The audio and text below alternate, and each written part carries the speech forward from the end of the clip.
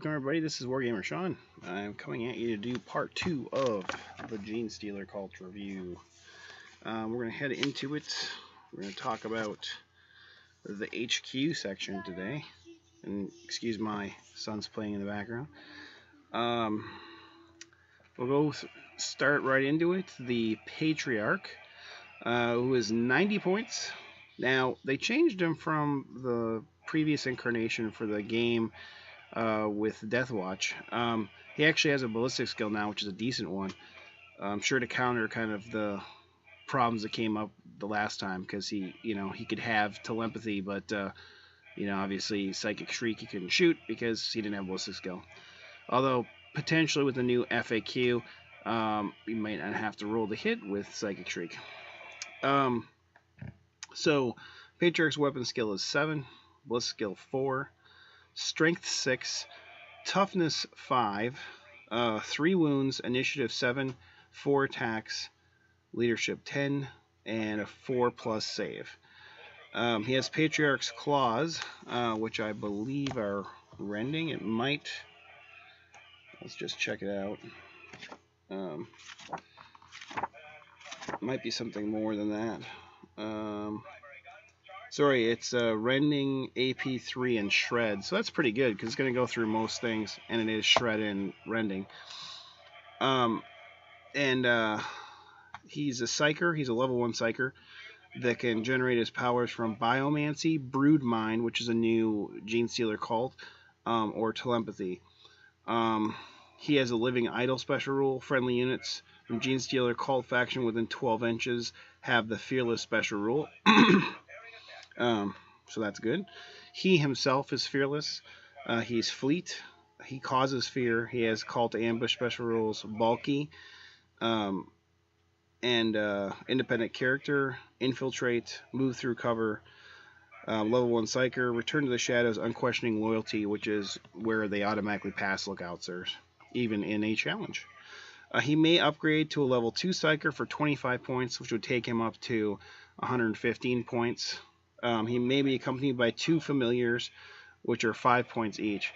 So if you kit him out all the way, he's going to be 125 points for 2 familiars and himself. I'm not sure as far as the familiars how much they're worth. Familiars make 2 additional strength 4 AP dash attacks with a rending special rule. I mean, I suppose with 2 of them, you'd have 4 strength 4 attacks, which are rending. I mean, for 10 points, it's not the worst thing. Some things it won't work with. But it's up to you. Depends on how you want to run them. I kind of like that they gave the option to, make him buff him up all the way, or you could kind of keep him cheaper if you wanted to. So I kind of like that they gave the options for him, for the Patriarch. The Magus is 40 points. He is weapon skill 4, ballistic skill 4, strength toughness 3, 2 wounds, initiative 4, 2 attacks, leadership 9, and 5+ save. He has an auto pistol and a force stave. He can generate powers from Biomancy, Broodmind, and telepathy. And both these guys, the Patriarch and the Magus, with the last set of rules, they could only do telepathy, but having Biomancy is actually a good thing too. And Broodmind is very good too.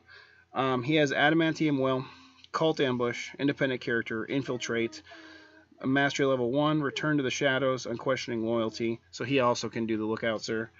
Friendly units with the Genestealer cult faction, they're within 12 inches of him, have Adamantium Will, which is good. So that gives him +1 to deny the witch anybody within 12 inches. And don't forget, he's a psyker, so whatever unit he's in, he has Adamantium Will already, but he's also a psyker, so that gives him a 4+ deny the witch, which is helpful because unfortunately you can only have the Patriarch and the Magus in your army. You can only have 1 of each, so the best you're going to be is level 4 levels of psychic mastery. So Eldar, even Space Marines, Tyranids, they're going to outdo you in psychic abilities, so you need as much help as you can get to deny the witch on him. So it's nice. And if he's level 2, I mean, if he's in the unit, he might actually have a 3+ deny the witch, depending on what level the psyker is that's casting against him. He can upgrade to a level 2 for 25 points. He may take Sacred Relics of Cults, and he may be accompanied by 2 familiars at 5 points each. Now, you know, so that he's relatively cheap. I mean, he could be, if you kitted him out, 75 points with the 2 familiars and the Psych level 2. Depending on what you want your Magus to do, the familiars may not be, you know, that necessary. The next is the Primus, and he's 75 points. He has a Needle Pistol, a Bone Sword, a Rending Claws, Blasting Charges, Toxic Injector. His weapon skill is 5. His ballistic skill is 4. His strength is 4. His toughness is 3. Wounds 3. Initiative 4. Attacks 3. Leadership 10. And a 5-up save. He's Cult Demagogue, which friendly units with the Genestealer cult faction that are within 12 inches have Hatred. That's actually pretty darn good. Hatred is nice because you get to reroll in the first round of combat. He may take items from the Sacred Relics of the Cults. He has Cult Ambush, Hatred, Independent Character, Infiltrate, Return to the Shadows, Unquestioning Loyalty. Now, the last guy in the last set of rules, and I don't have him right in front of me, I'm pretty sure he had Zealot, which was really good because he had Fearless and Hatred. But it looks like they took that away from him, and now he basically just has a 12-inch bubble of Hatred, which for a Genestealer cult faction, which is really good. So he's a solid choice, and I think most people will take him because he can actually kind of handle himself in close combat. The Magus isn't really made that way. The Bone Sword is AP 3 and has kind of almost like basically a death blow. So if you roll 6, it's instant death. The Needle Pistol is a 2+ poison, which is good. You know, Blasting Charges basically let him assault through cover and go at initiative. And Toxin Injector. I think that's just, let me check. I think it's just poison, but let me, Toxin Injector. Model with Toxin Injectors using his Rending Claws. These attacks have, okay. So basically, his Rending Claws have the poison special rule, which is, it's good. That's good. The next HQ, which is new, is the Acolyte Icon Ward. His model hasn't come out yet, but they've shown it in the Games Workshop, or White Dwarf, and I think he's coming out next week, so I plan on getting him. He's weapon skill 4, both skill 4, strength 4, toughness 3, 2 wounds, initiative 4, attacks 3, leadership 9, and a 5+. He has an auto pistol, Rending Claws, Blasting Charges, and a Sacred Banner. He's a Nexus of Devotion, so friendly units of the Genestealer that are within 12 inches of the Acolyte have Feel No Pain 6-up, and models that already have Feel No Pain add 1 to their Feel No Pain rolls. He may take items from the Sacred Relics of Cults, and he has Cult Ambush, Feel No Pain, Independent Character, Return to the Shadows, and Unquestioning Loyalty. So his let's see, his icon thing does. So the cult icon, all models with a cult in the unit within cult icon have +1 weapon skill while the bearer is alive. So having weapon skill +1 is actually really good. That'll help them in combat.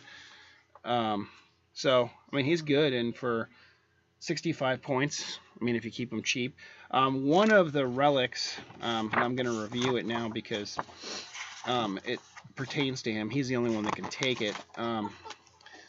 There's a icon of the Cult Ascendant, and that is friendly units that have the Genestealer cult faction within 12 inches. The Cult Ascendant have Furious Charge special rule and can reroll failed morale, pinning, and fear tests. In addition, if the model is in the same unit as the icon of Cult Ascendant, have +1 attack while the bearer is alive. So, you know, that's good too. And let me just check. I don't think he loses his Sacred Banner either. So I think he still has that. Let me. Oh no, it does replace the cult banner. So they would lose. Yeah. So they'd lose their +1 weapon skill. So still think it's probably good. It's let's see how many points it is.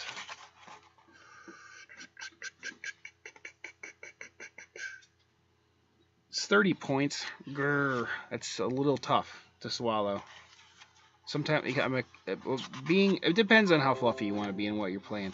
I kind of, because of being a tournament player, I kind of tend to be a points miser, so I don't know if I'd spend that for that. When the one that they've got is pretty good already. Let's see. Well, I think what I'll do is I'll go through the psychic powers, because I forgot to last time in the last video, and then we'll call it quits and go on to troops on the next video. Since the only psychers are in the HQ section. The Primaris power is called Mass Hypnosis, and it's a weapon, Warp Charge 1, and it's a malediction. Enemy unit within 24 inches has -1 weapon skill, ballistic skill, initiative, and attacks are all reduced by 1 to a minimum of 1. It's not a bad, Primaris. Psychic Stimulus is Warp Charge 1. It's a blessing. Within 24 inches. It is not locked in combat. While the power is in effect, the unit has Relentless and Fleet Special. Fleet Special rule. In addition, target can even charge. It can charge even if it ran in its preceding shooting phase. So that's good. Another Warp Charge 1 is number 2 is Psionic Blast. It's 24-inch range, Witchfire power. It's a blast. Strength 5, AP 3. Solid. Might from Beyond is number 3. It's Warp Charge 1. And it's a blessing within 24 inches of friendly unit. While in effect, all models have +1 to their strength characteristic and have rage. Once again, some of these guys are strength 3. Some of them are 4. Making them strength 5 or 4 is really good. And having rage, an extra attack on the charge, is solid. So they're kind of all most of them are kind of buffing them. Mental Onslaught is Warp Charge 2. This one's kind of like Mind War for Eldar. It's both players roll off a dice and add their leadership values. If the scores are drawn, the target model suffers -3 penalty to initiative until the end of the following turn. If the Psyker score is higher, the target also suffers a number of wounds equal to the difference between the two scores. No armor or cover saves are allowed against wounds caused by Mental Onslaught, so you'd still get your inbounds. It's an okay power. I mean, potentially you could pick somebody out. It's okay. Mind Control is the one that everybody's in the rage about on the internets already. It's Warp Charge 2. Its Mind Control is a focused Witchfire power. A single non-vehicle unit within 24 inches that is not locked in combat. The target immediately makes a shooting attack exactly if it were your own models. The models cannot make an attack that would cause it to hit itself or its own unit in any way.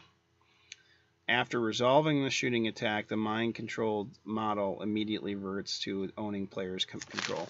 Now, there's a couple things in here that I think may end up getting fact.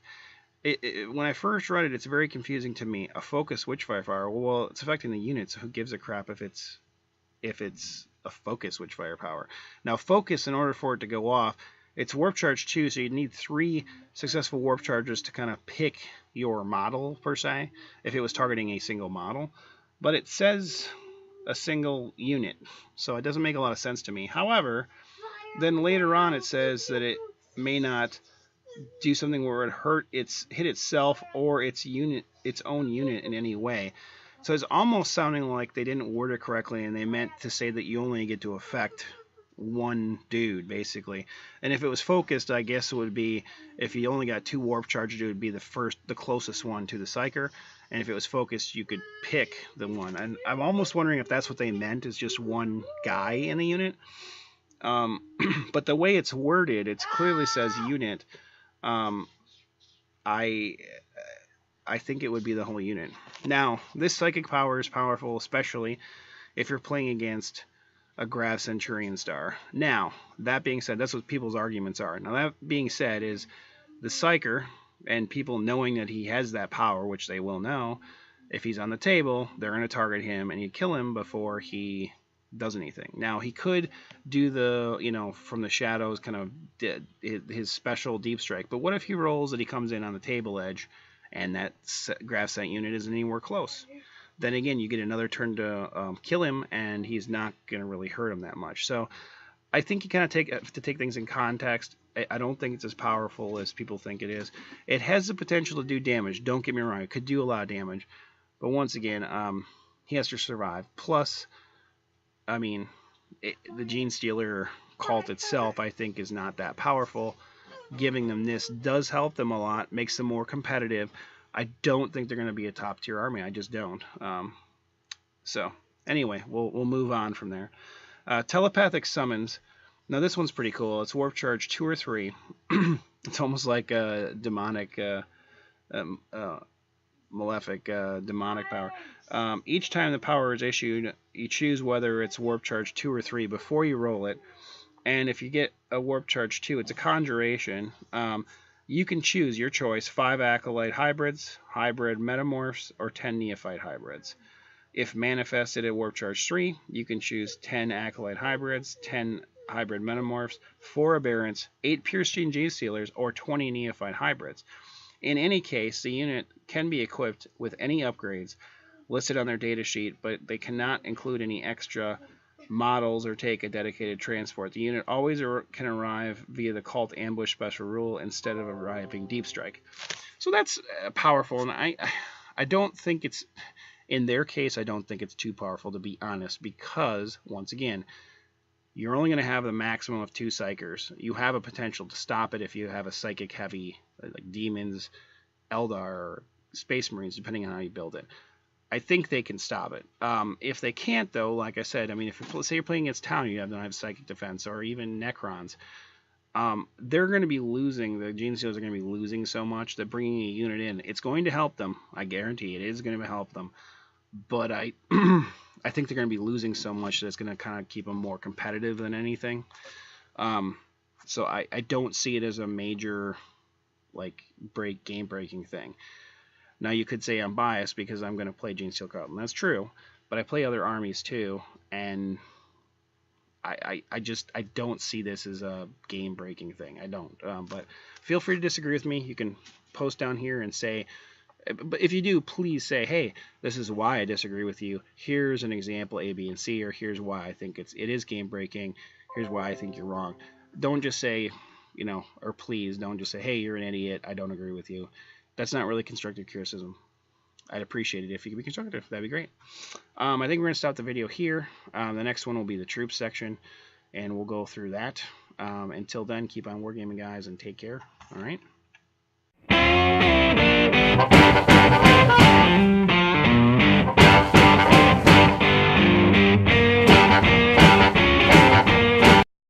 Goodbye, you sexy motherfucker.